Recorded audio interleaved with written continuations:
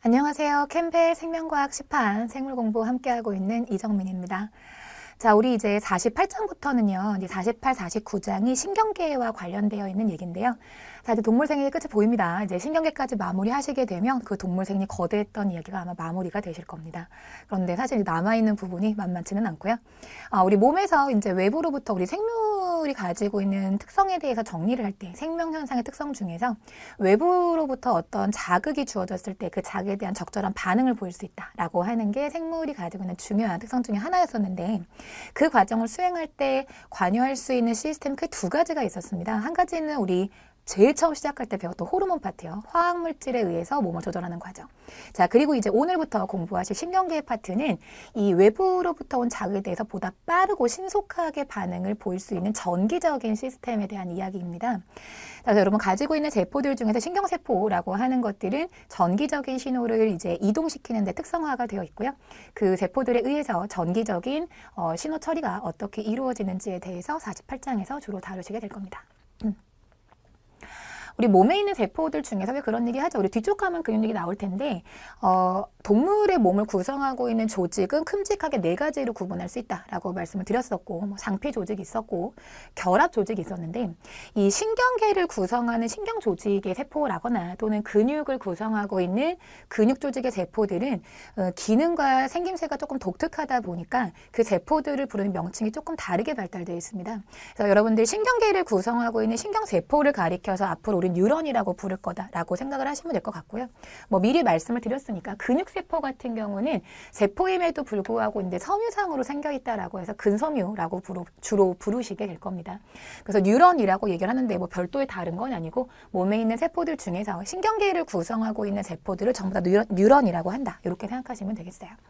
자, 우선은 생김새가 조금 독특한 세포라서 구조부터 조금 살펴보실 필요가 있으실 것 같거든요.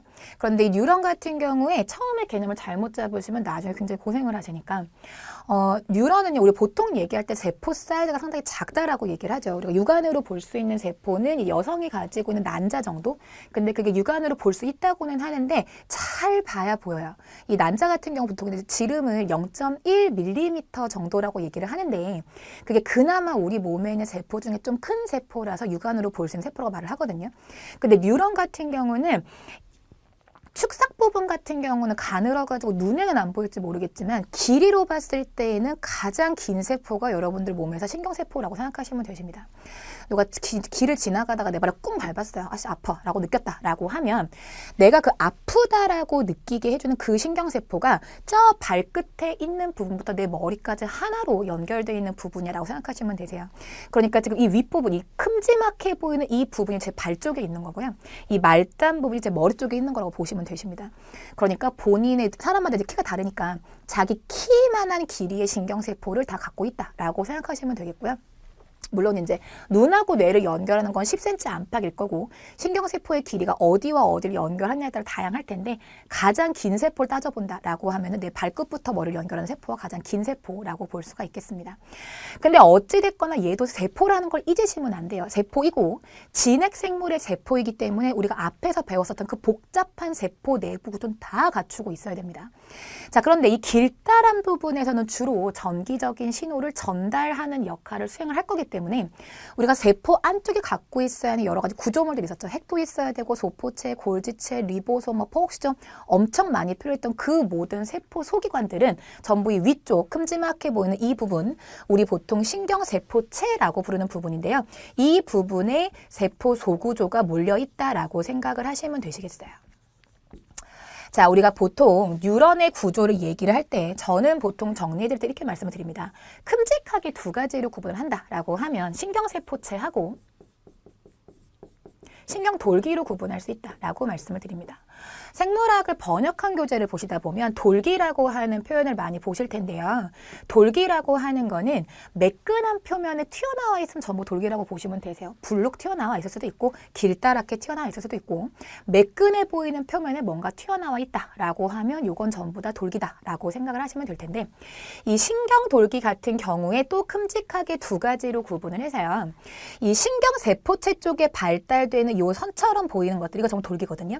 그런데 이 이 돌기가 마치 나뭇가지 모양을 닮았다라고 해서 나무 숫자의 모양 상자. 그래서 신경세포체 쪽에 발달되어 있는 짤뚱짤뚱한 돌기들을 우리는 수상돌기라고 얘기를 하고요. 이 돌기들 중에서 길다랗게 길게 뻗어있는 돌기가 있습니다. 우리는 그 돌기를 가리켜서 축색돌기라고 얘기를 하게 됩니다. 그래서 뉴런의 구조를 본다라고 할 때 큼직하게 나눠본다라고 하면 이렇게 나누어 드릴 수가 있을 것 같은데요. 신경세포체 같은 경우에는 말씀드렸다시피 이것도 어찌됐거나 생김새가 특이하고 기능이 특이해서 그렇지 세포의 한 종류이기 때문에 이 세포 구조를 전부 다 갖추고 있는 것은 신경세포체 안쪽에 전부 다 있다라고 생각을 하시면 되시겠어요. 자, 그렇다면 이 신경세포가 저렇게 발달되어 있는 돌기를 가지는 이유는 무엇이냐? 이 수상돌기 같은 경우는 이렇게 생각하도록 하죠. 수상돌기는 요 하나의 뉴런을 기준으로 했을 때 이 뉴런 쪽으로 자극이 유입되는 장소가 수상돌기라고 생각을 하도록 할게요. 그럼 자극이 유입된다라고 하면 이 수상돌기는 앞쪽에 어떤 것과 연결이 될 수가 있는데 연결될 가능성이 있는 세포가 큼직하게 두 가지로 나누어집니다. 자, 요 뉴런이 감각 뉴런이었어 라고 한다면 여러분들 몸에 있는 감각세포하고 앞쪽에 연결되어 있을 거예요. 감각세포라 함은 눈에 있는 시세포, 귀에 있는 청세포, 코에 있는 후세포라거나 혀에 있는 미세포, 피부에 있는 피부 감각세포까지. 자, 그 세포들하고 연결이 되어서 감각을 했다라고 하는 거는 외부로부터 인식한 자극이 들어온다는 뜻이겠죠.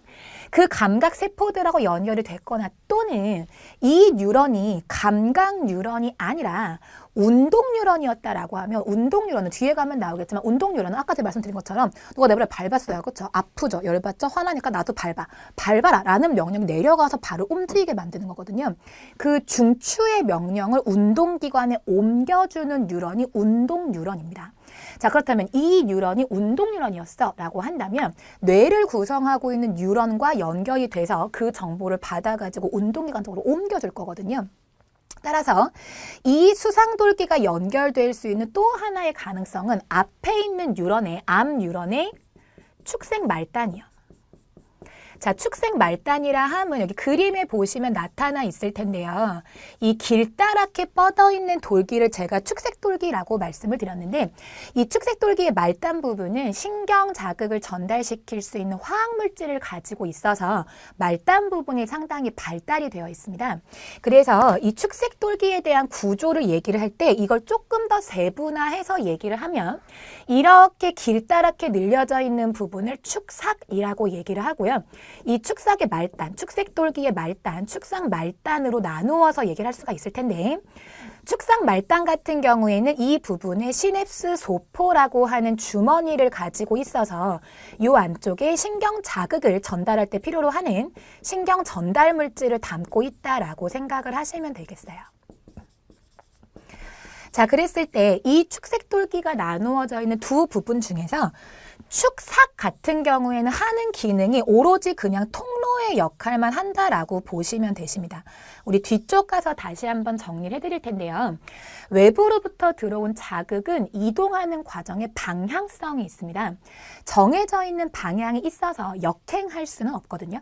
그러면 하나의 뉴런 내부에서 하나의 뉴런 내부에서 자극이 이동을 한다라고 하는 경우는 방향성이 어떻게 잡히게 되어 있느냐면 신경세포체 쪽으로 자극이 들어와서 축색 말단 쪽으로 이동하는 이 방향성에 의해서 움직여야만 해요. 그러니까 거꾸로 오는 과정은 있어서는 안 된다라는 겁니다.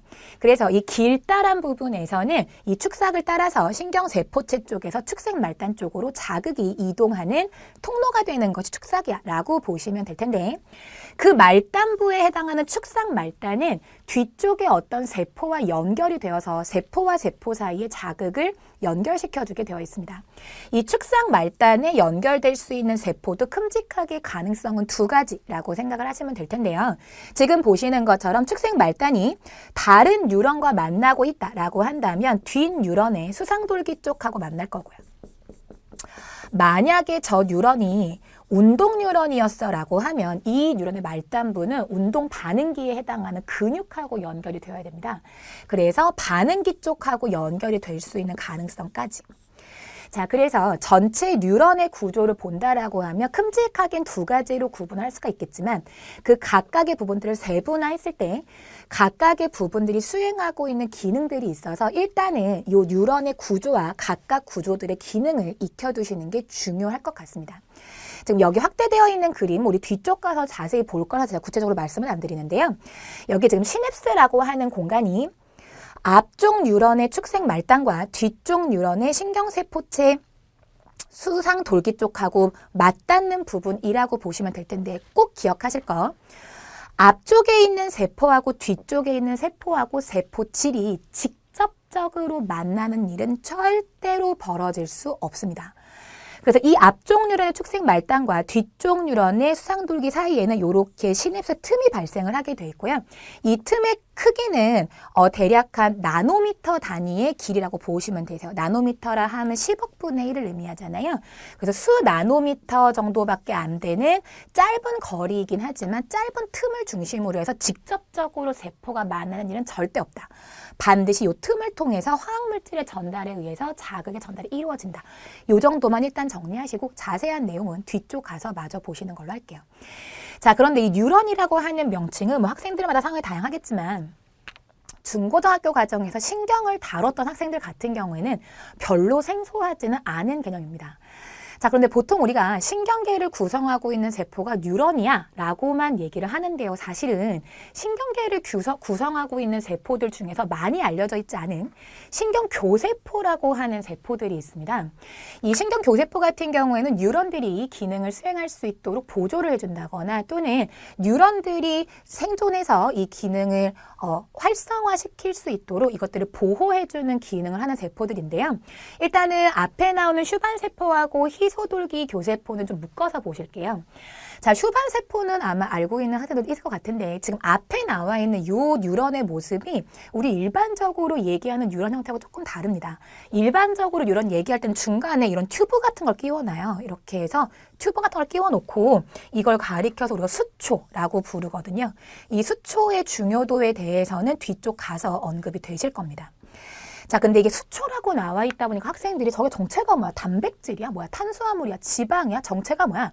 이렇게 생각을 많이 하시는데 우리가 보통 수초라고 부르는 이 부분은 하나의 세포가 말려있는 형태라고 생각을 하시면 되시고요. 이 수초를 구성하는 세포를 가리켜서 우리는 슈반세포 내지는 미엘린세포라고 얘기를 합니다. 그래서 슈반세포라고 하는 교세포는 신경세포를 감싸서 수초를 형성해주는 역할을 하는데요.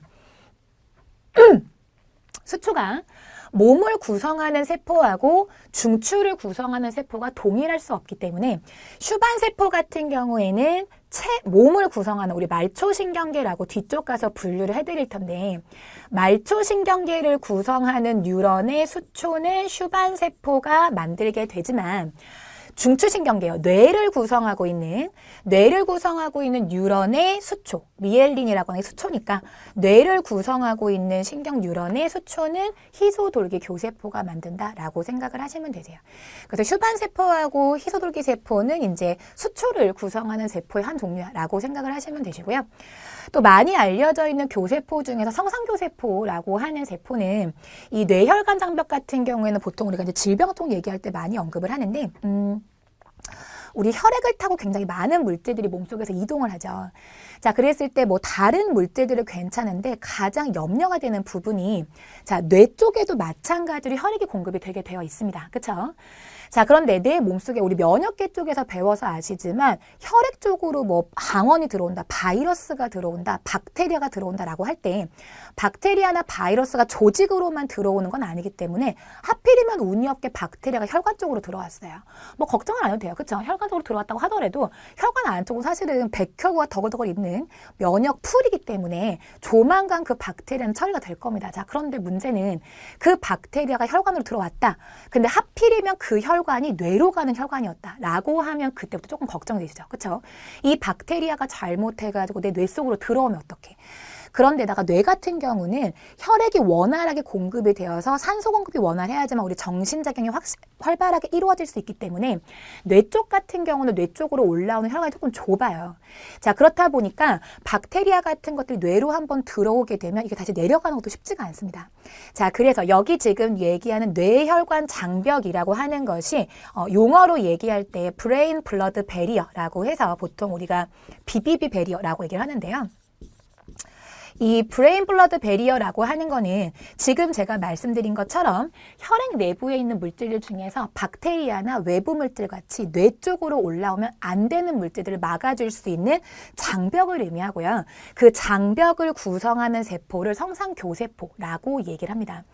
이 성상교세포가 있기 때문에 우리 몸은 감염 상태가 되더라도 뇌 쪽은 말짱할 수가 있는 건데 이 브레인 블러드 베리어가 뭐랑 연결되는 거냐면 대부분의 약물들은 블러드 베리어를 통과를 못해요. 그런데 그 약물들 중에서 보통 우리가 향정신성 의약품이라고 하는 마약 계통들 있죠. 그 마약 계통들의 물질들이 결과적으로 베리어를 만드는 게 세포이다 보니까 세포의 막은 인지질로 돼 있잖아요. 마약류에 해당하는 것들 성분이 소수성입니다. 그렇다 보니까 이 마약류들 같은 경우에는 블러드 베리어, 브레인 블러드 베리어를 통과를 해가지고 머리에 정신계 쪽에 영향을 미칠 수가 있는 거거든요.